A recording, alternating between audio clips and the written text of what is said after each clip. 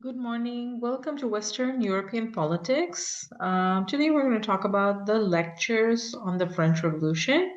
It's by John Emmerich Edward Dalberg Acton, right? You all read that.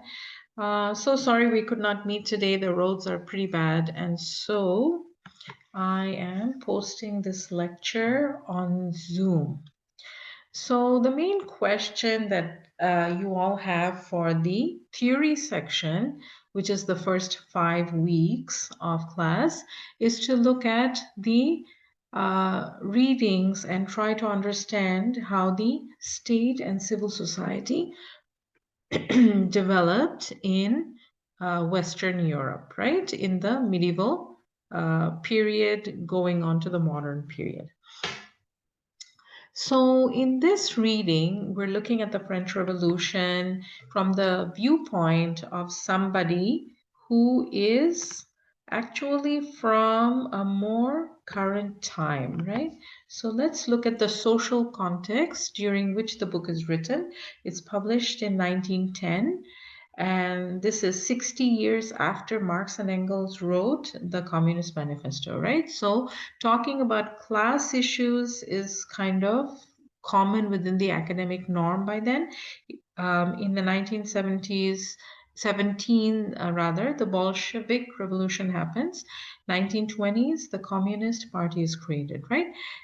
In most parts of the world. So in the 1920s especially, there are many anarchist and anti-colonialist writers and movements, right? Because they're trying to get rid of the British and the English colonial powers. So you see the influence of communism, but also the French Revolution becomes a very important source of inspiration for many. Now let's go back to the book. So the main question, therefore, for me were, what were the main reasons behind the French Revolution, right? These are questions I'm asking, but I also felt that Dalberg Acton was asking the same questions, right? He's also interested to understand the impact on the development of the state, right? So he wants to understand the formation of this French new state and civil society. So he starts by saying that the French Revolution happened because the state was unjust. The state in the absolute monarchy phase, right? So you're talking about Louis the 14th, Louis the 15th, Louis the 16th, and then you have the French Revolution. So he characterizes that as absolute monarchy, absolute power, and also says that the church also was engaged in all kinds of oppressive and sort of corrupt activities, right? So the civilians, he argues, got nothing out of the state and were basically being worked to death. He doesn't mention that part, but this is what we know in general about the history of the peasants. We know that going in, there were no end to taxes. There was taxes on everything. He doesn't explicitly go on about it in the chapters that we read. But we know that the taxes are very oppressive and they're basically killing people, right? The punishments are too harsh. But he does talk about the injustice being a main factor, right? So he talks about absolute monarchy. Louis XIV, before this, was infamous for saying, I am the state, meaning that he was the beginning and the end. He made all the rules. He could change the rules, right? There's no constitutional rule when a king can make abrupt changes and legislate anything that he wants, right? There's no accountability, no checks and balances. So laws can become unjust in this situation if the king is oppressive or the queen, right? So it depends on the morality of the monarch.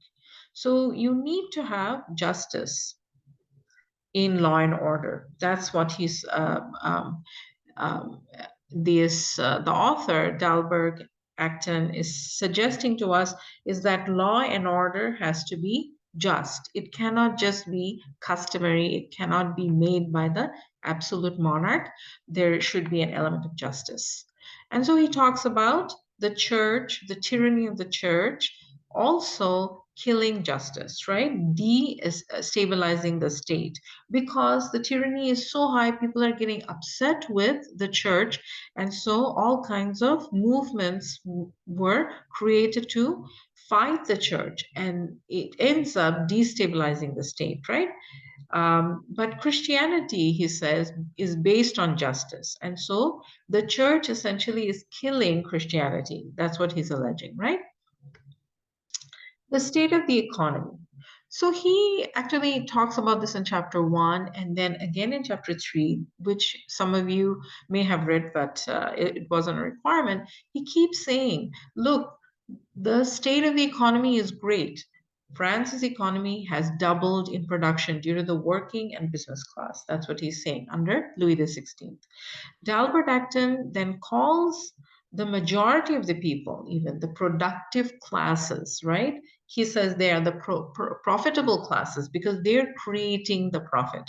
But he calls the others, the monarchs, the aristocracy, the unprofitable minority. And he kept saying that the unprofitable minority is usurping that profit, right? They are the ones who are enjoying it, and the peasants are not. So just pausing here, thinking about the idea of nationalism. We're going to come back to it over and over. But what is suggested from the French Revolution is that this main injustice destabilizes the state, right? And creates this movement to democratize France, right? And in the process, the people become the state, right? They form the government of the people, for the people, by the people. And of course, we'll look at all the philosophical inspirations that Dalberg Acton talks about. But the fact is that the injustices have led to the creation of a nation. And this is unheard of. This type of nation that forms is secular, and we'll look at that. But we have to start asking the question, why did this kind of uprising or nation, secular nation, not happen earlier? People have been taxed to death for a long time, right? And Acton talks about it earlier as well. And also in chapter 3, he says, look, the situation of the people wasn't so different at this moment in time as it was in the past history. They were exploited. They had been taxed for a long time. So what led to this moment where a new kind of political system arises? Was it a financial collapse? Was it the food distribution collapse? Was it the weakness of the state, right? We are asking that question. I'm asking those questions. So let's see what he's suggesting. For Dalberg Acton, the tipping point, he says, as long as the despotic kings were victorious abroad, they were accepted at home. And again, I'm waiting and I'm sort of left thinking, what is he talking about? So we know that various wars were happening in Germany, England. You had the Protestant Reformation. Those were very big wars. And you saw they took forever. They were spread out throughout the Holy Roman Empire, with the property that used to be extending into France and also parts of the Scandinavian Empire, all the way towards Poland, right? So it was a very, very big war. Historically, we also know, and not from Dalberg Acton in these chapters, that the US was actually, the American Civil War was funded by the French. Some $300 million is said to have been raised by the French for the war. And of course, this came from taxing the people. So the situation, as Dalberg Acton says, it wasn't that different at the time of Louis XVI as before, is actually incorrect. Probably the burden on the peasant population was astronomically larger. So, of course, now Dalbert Acton says the first signals of revolutionary thinking lurk dimly among the oppressed minorities during intervals of disaster. The Jansenists were loyal and patient, but their famous jurist Dumas was a philosopher and is remembered as the writer who restored the supremacy of reason in the chaotic jurisprudence of the time. Okay, so now he is talking about the intellectual inspirations behind the revolution. At least at first, that's what it looks like. He starts to talk about the big names who were the French philosophers of the time who foretold that the oppression of the common people is so bad that there would be something major happening, that this cannot go on forever. Dumas himself, he says, had learned from St. Thomas, a great name in the school he belonged to, that legislation ought to be for the people and by the people, that the cashiering of bad kings may be not only a right, but a duty. He insisted that law shall proceed from common sense, not from custom, and shall draw its precepts from an eternal code. The principle of the higher law signifies revolution. So here is, in Dalberg Acton's word, a philosopher called Dumas, who's inspired by St. Thomas, who in turn is arguing that if the law of society is unjust and not according to the eternal code, meaning the Bible, then the people have a right to revolution. So, who are these revolution philosophers? Before going in, one must ask the question whether these general philosophers had a real role to play in this revolution, because the majority of the people probably did not have any access to books, right?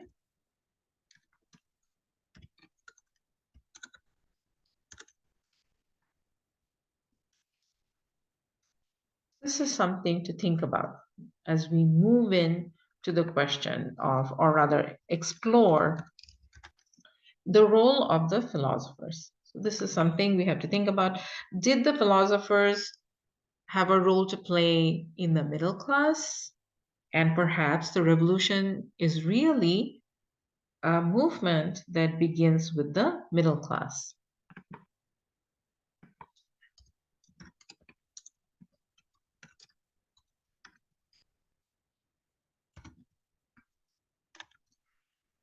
So that's my main question moving in. Why he spent so much time talking about the philosophers? Because we understand the French Revolution as something that happened at the peasant or the grassroots level, right? So let's see. So he names Dumas. He is a philosopher from the time of Louis XIV. So he's suggesting that over a period of 200 years or so, the seed of the revolution has been put in place, right? He also mentions there are these Protestants who are generally royalists rather, because of certain things. We'll look at it. He names some of them as being not royalists, right? Okay, so one of them is Giroux, and he says sovereignty comes from the people and returns to the people. Maltrout is similarly inspired by canonical law and suggests that the English Constitutional Revolution says, um, he favors that the constitutional revolution to be um, better because it is, what it results in is a legal system that is okay according to the canonical law. It is a just system. And he rejects rule by divine right. Okay, so he is opposed to the idea of the French monarchy. All right, so let's see what else is going on. Rulers, okay, not to engage in war. So Fenelon is another philosopher of the time in France, and he proposes that monarchs should rule, not go to war, rule by reason. So he's suggesting, and he looks into the personality of the uh, rulers of late, and he's saying, look, the rulers are essentially selfish. They want power, but power leads to despotic rule. So for him, it's better to create a constitution that is based on reason. So and he wants something based. He's like Dama again, interested in creating a just system, right? And he's also like Plato, he's saying educate the masses on how to obey the laws, how to be reasonable. Without education, you really cannot have this kind of a evolved system. So he's interested in justice, he's interested in liberty, and he thinks these things are better than just having power. So Dalberg Acton is also sort of hinting that there is the rise of secularism and of the scientific approach within Europe at this time, right? So the 18th century, the intellectuals are increasingly not Christian. That's what he's saying.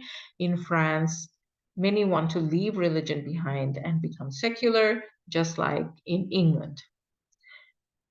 So Fenelon is said to be Christian himself, but his ideas about reason and justice are popular with the pagans, according to Dalberg Acton.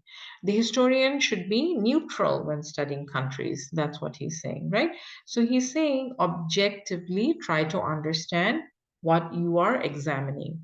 Just because you are French, you should not present France in a more favorable light.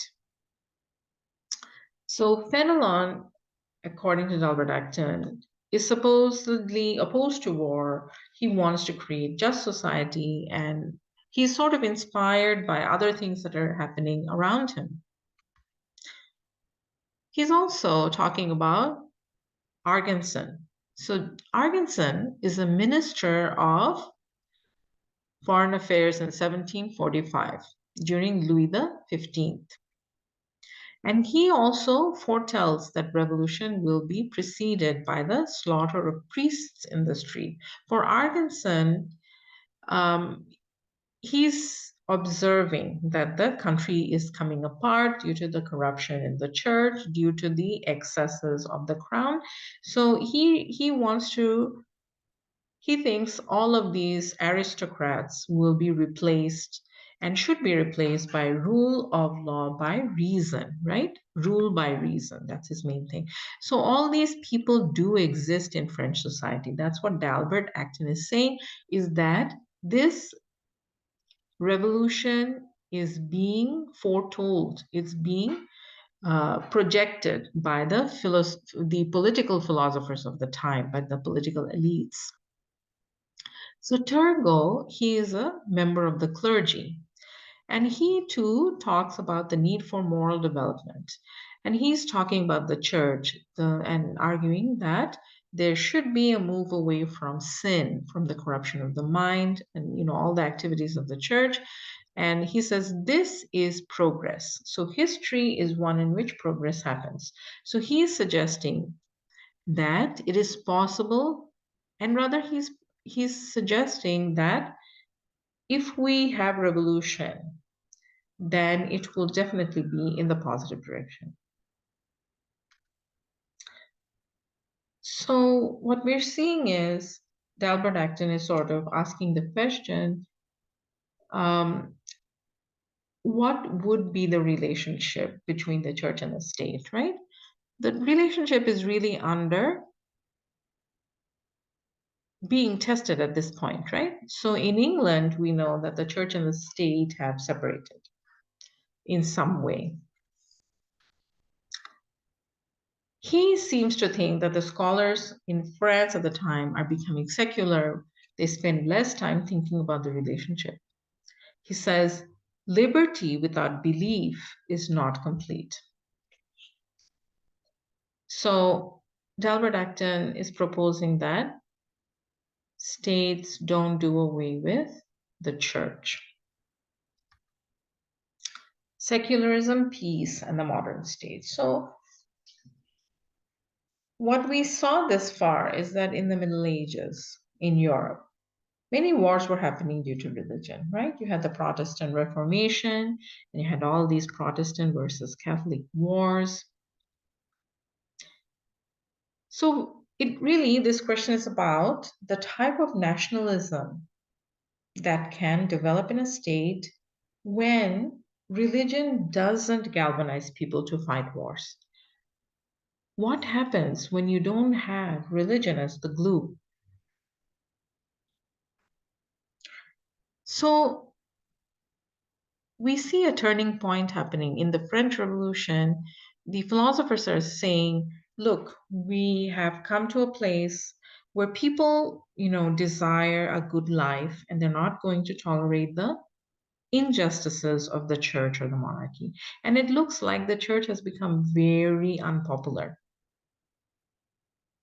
So moving forward, we really cannot galvanize people to fight in wars, using religion, right? And what these wars were really helping the monarchs to do was to gain more territory. So then moving forward, wars must end. Peace must be established because we can't have these religion based wars anymore. Now we have to look for something secular because the power of the church is being diminished, and probably we cannot bring it back to the same stage that it was before. Let's stop here for a second and then come back to this lecture in part 2.